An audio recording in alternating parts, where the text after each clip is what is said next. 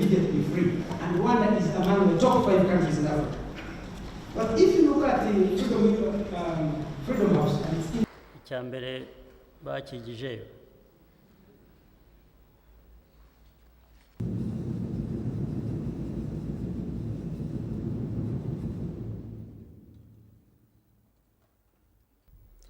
Your Excellency President Kagame, Speaker of the House, First Lady, Prime Minister, ministers, diplomats, all distinguished guests, ladies and gentlemen, I feel honored by an invitation to address the 12th Umushirikano. Rwanda's national dialogue is a unique form of participatory democracy that keeps the momentum on the country's fascinating 2 decades development journey. Inclusiveness, togetherness, unity, the topic of this year's national dialogue, resonates well with transformation. Countries that show resilience in transforming their economies and their societies cannot wait for favorable winds. Often, they generate their own winds to sail through, sometimes stormy weather, in order to change the course of their economic and social history. Ladies and gentlemen, Finland sees the opportunity in the global electronics industry and the process of European integration to accomplish a significant structural change of its economy. Finland remained relatively poor and agrarian until post-World War II. At the beginning of the 19th century, the semi-autonomous Grand Duchy of Finland, a dependency of the Russian Empire, observed the benefits of industrialization in Britain. Finland was not equipped with the financial, infrastructural, or entrepreneurial resources to follow the British example. Through a concerted political process, internally and with the rulers in St. Petersburg, a bit distracted by what was going on, Finland entered into a transformation from an agrarian to an industrial society despite all odds. Finland began its irreversible transformation process largely due to processed forest products, exporting them, improving its technological knowledge and labor productivity. It created its own winds. Building on this strength, it ramped up its ambitions, playing catch-up with most advanced nations of the time. Pulp and paper became Finland's rite of passage into global value chains. The Finnish example is worth taking note because nowhere else has the forest sector similarly been the economic engine of a country. Several large forest-based corporations created the basis for even more development, enabling, through the highest ranking education country right now, Finland, bright young people to acquire education and skills to support the transition from wood to electromechanical products like producing Walkmans and VCRs, and later to digital products like computers, mobile telephones, etc. With its industrial base showing limitations in the 80s, Finland nevertheless decided to become an information society. Nokia is the most emblematic brand in the country, but also a city in Finland. Finnish people remember the times when they were wearing the same black Nokia rubber boots that signify Finnishness in relation to competing brands of lesser quality. The boots got their name from where they were produced, and when the Boots company merged with the wood processing giants, they turned that success into an expanding conglomerate that eventually was the nurse of the electronics giant we know. These days, Nokia is in trouble, but its past success is still behind Finland's remarkable achievements. As inspiring for Rwanda as a country like Finland may be, with less population and a GDP per capita 100 times the one of Rwanda, being a latecomer does not allow to completely follow the same route. But being a latecomer has advantages too. Rwanda's creativity can be its ability to create hives of collaboration and innovation between public, private, and research and development institutions. In other words, dynamic clusters around its natural resources-based economy. This is a lesson Rwanda can learn from. Your new national science, technology, and innovation policy, and the establishment of the Rwanda Innovation Endowment Fund are necessary steps, creating an environment in which government policies and institutions, as well as corporate strategies, mutually shape each other to support the country's economic and institutional transformation.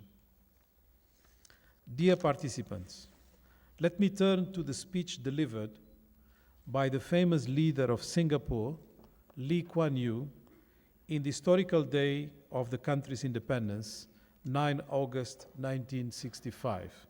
And I quote, "Every time we look back at this moment, when we signed this agreement, which severed Singapore from Malaysia, it will be a moment of anguish.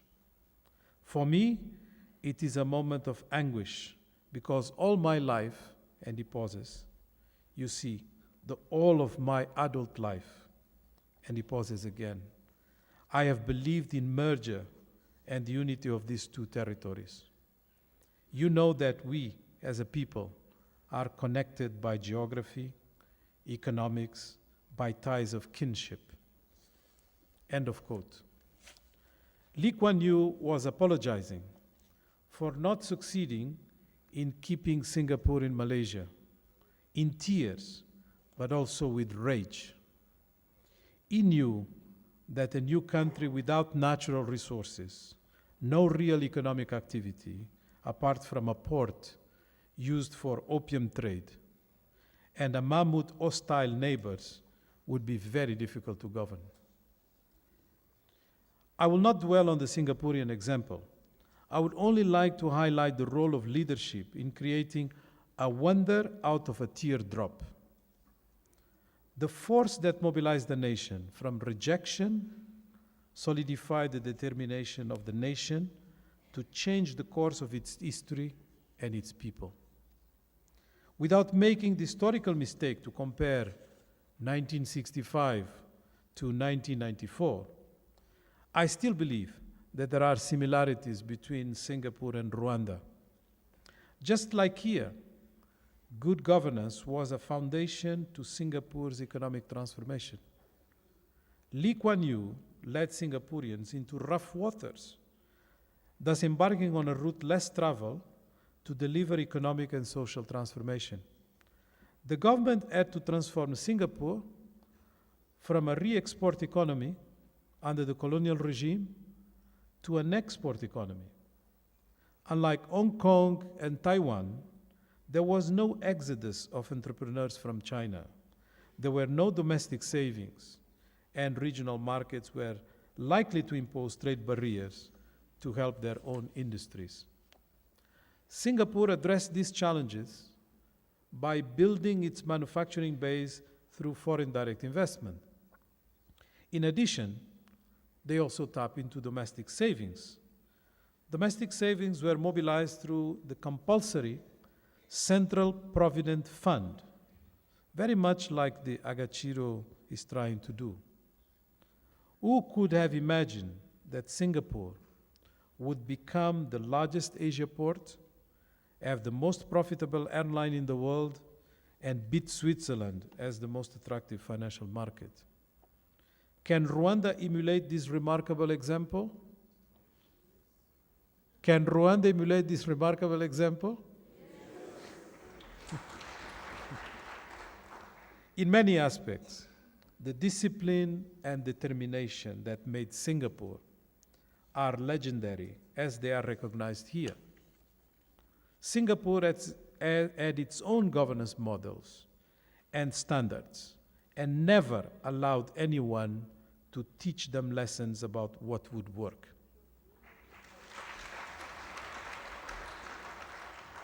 They were severely criticized, paid a price for the very beginning, but at the end, they had the last laugh. Dear participants, just like Uruguay in South America, nestled between two giants, Argentina and Brazil, Rwanda has huge neighbors demographically and geographically. When Uruguay suffered the spillover effects from Argentina economic troubles between 1999 and 2002, its economy plunged by 11%, and unemployment climbed to 21%. In response to the magnitude of the challenges, the government of the Broad Front, in power since 2004, adopted a blend of investor-friendly policies coupled with redistributive social policies. The economy subsequently grew at an impressive annual rate, close to 7%, during the 2004 and 2008 period. Uruguay's export markets have been diversified, and in 2005, the country became the largest exporter of software in South America. Initiatives to change the social fabric are being implemented. For instance, the government instigated a $240 million national plan to address the social emergencies, providing $75 monthly conditional cash transfer to over 100,000 households in extreme poverty. The combination of progressive social policy and the adoption of an investment-friendly macroeconomic framework contributed to growth currently continuing above 5%, a considerably more robust rate than Argentina or Brazil can dream of. Part of the success was attributable to Uruguay offering what the giants could not: predictability, easiness, and reliability of a first-class public service.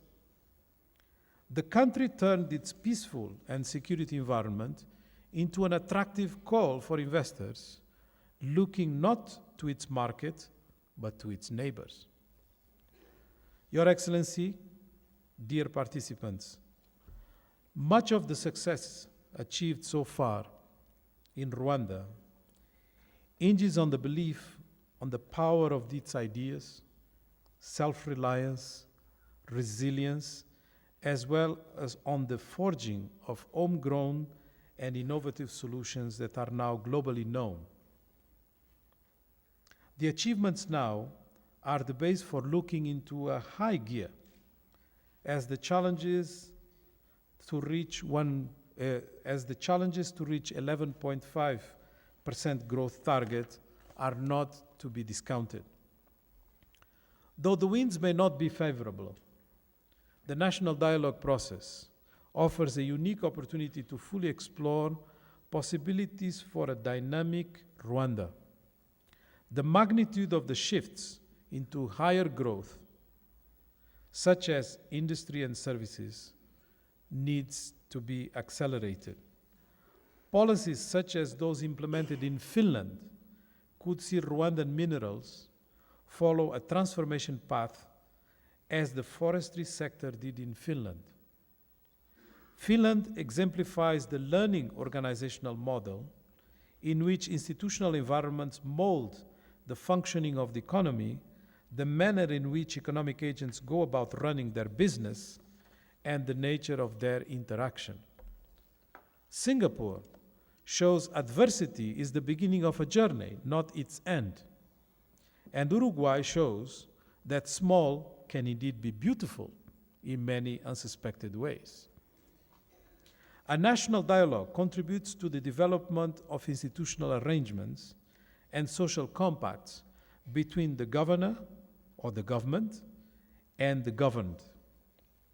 To be successful and endure the test of time, these changes must be rooted in Rwanda's cultural, political, and economic history. In this respect, it is for Rwandans to define the economic transformation that will make it an industrialized nation. This has already been very well articulated in Vision 2020 and its supporting EDPR planning and strategic framework. In defining this transformation, Rwanda, like Finland, Singapore, or Uruguay, ought to identify which key choices could shape a prosperous future for all. In the pursuit of structural transformation, I am pleased to see that Rwanda learns from Africa and beyond.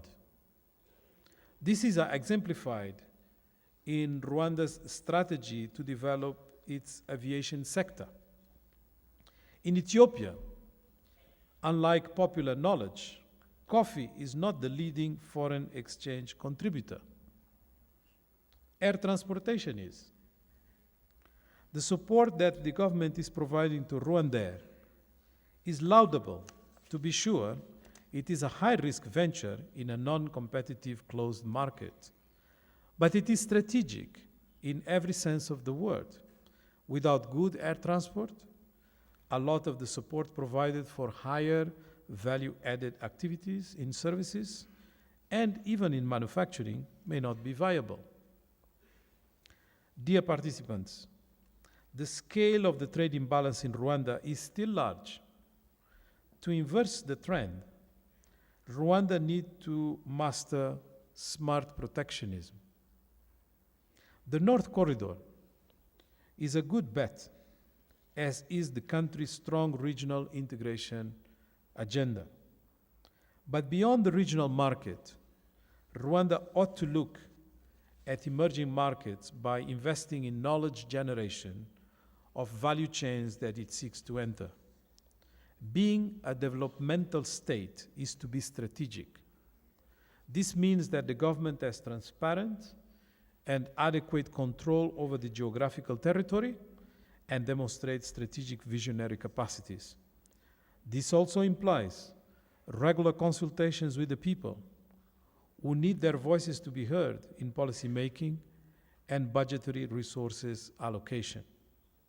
Regular national dialogue, as the one organized here today, is critical for maintaining an harmonious relationship and understanding between the government and its population. Strategic leadership, strategic management, and enterprise performance are pillars of the Rwandan culture. In addition, the application of principles of good governance rooted in Abunzi, Umuganda, give a unique Rwandan touch to the relationship between governor and governed.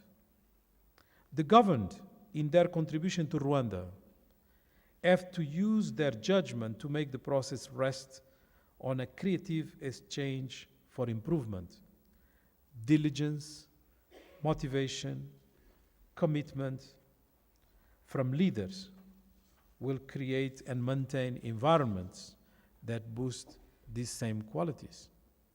Leaders have a responsibility to increase their level of competency in order to contribute to the learning environment that made other nations succeed and prosper, like the ones I just mentioned.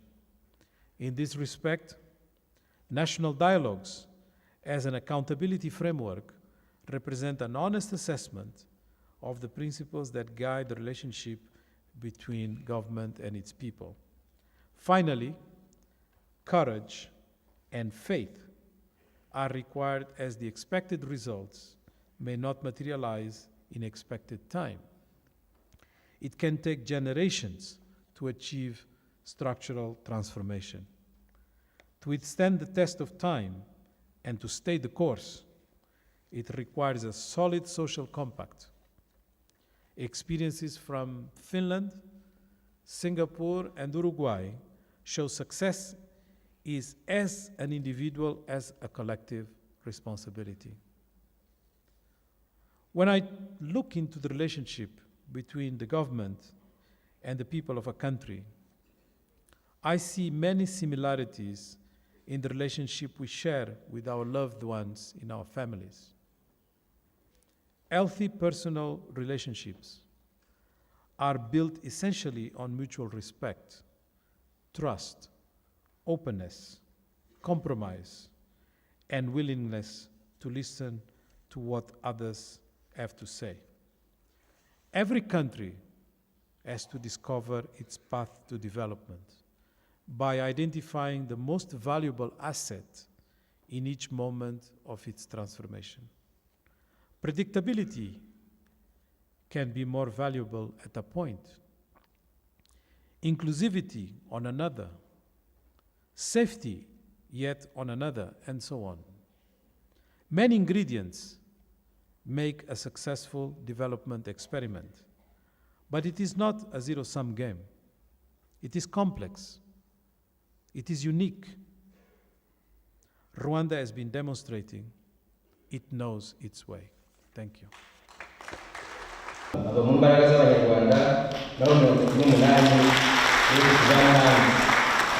The reason why Uruguay has been able to develop the way it is because it has taken advantage of its neighbors. And that's what really Rwanda also can do.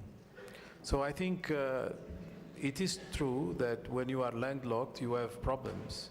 But don't forget that the #1 performer in Africa, also mentioned by Andrew, is Ethiopia, another landlocked country. Thank you. Professor Shaka. Murakoze nyakubahwa Perezida wa Repubulika, Madamu wa Rutsiro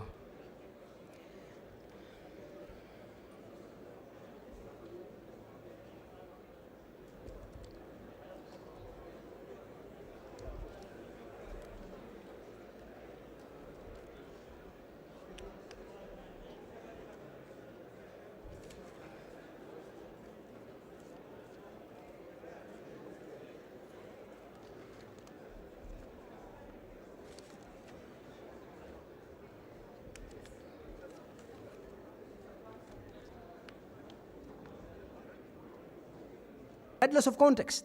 One, have a ceasefire between the belligerents. In this case, country.